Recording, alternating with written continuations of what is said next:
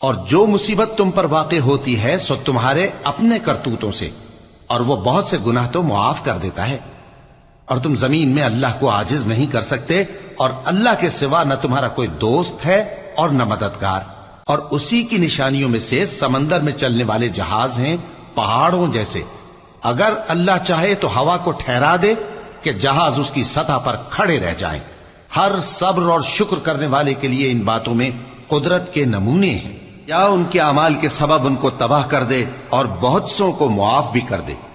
اور سزا اس لیے دی جائے کہ جو لوگ ہماری آیتوں میں جھگڑتے ہیں وہ جان لیں کہ ان کے لیے کوئی جائے فرار نہیں۔